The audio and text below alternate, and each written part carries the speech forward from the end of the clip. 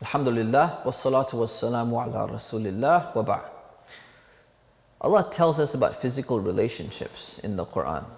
In Surah Al-Isra, chapter 17, verse 32, He says, وَلَا تَقْرَبُوا الزِّنَا إِنَّهُ كَانَ فَاحِشَةً وَسَاءَ سَبِيلًا.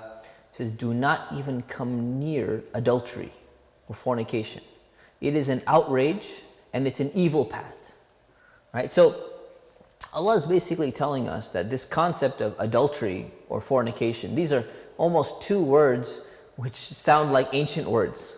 Because we live in a society, we live in a world today where the majority of relationships, people have relationships outside of marriage all the time. They're engaging in what we call fornication or having a relationship before marriage. It's become standard. But that's really, adultery means that you're having a relationship within marriage, you're married and you're having another relationship outside of marriage. And fornication means you're having a relationship without getting married with somebody else. So this concept is something which pretty much Islam and Muslims are holding it down. Their concept is still there. You do not have relationships outside of marriage. But look at the wording Allah tells us.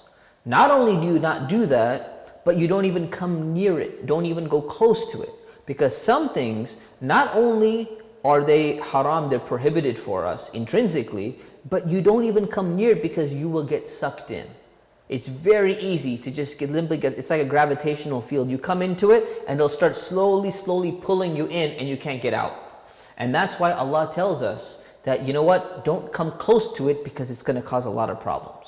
And that's where shaitan comes in. That's where Satan comes in and whispers to us. And the thing is, what he does, when we understand how it works, he doesn't whisper big things to you. He's not going to go up to someone and say, you know what? Oh, you just finished your prayer inside the mosque? Okay, you should go and commit fornication with somebody. He's not going to do that. He's going to whisper little things to you. Hey, why don't you go respond to that girl? Just send him a text message back. Send that guy a text message. It's not a big thing. And slowly get you sucked into this vicious cycle where you keep on responding and you end up getting into a relationship. The relationship ends up leading to something much more. And that's why we need to understand that if we're getting sucked into something, we need to know what our own triggers are. Right? Our own triggers is like a path. If I do this, I know I'm going to take this next step. And Allah is saying basically stop that next step. And when it comes to these type of things, we need to be careful. Even when it comes to like movies and stuff like that. When we watch movies or we read novels that basically have all these bad scenes. They have all of these things which kind of entice us and lure us into wanting that type of relationship or that type of lifestyle or normalizing it for us. It becomes very problematic, especially now that we had basically, we have adultery of the eyes becoming prevalent. Fornication of the eyes is something that's so prevalent. Today's PG-13 movies used to be rated R 10 years ago. In another 10 years, the PG movies will have been the rated R movies. So things get worse and worse, and we have to protect ourselves by not even coming close to it.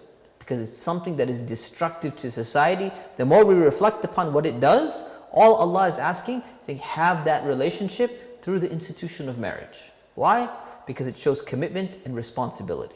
You're not stuck in it forever. If it doesn't work out, it doesn't work out. But do it the right way, and that is better and cleaner for society. May Allah subhanahu wa ta'ala to protect us from our own desires. Ameen.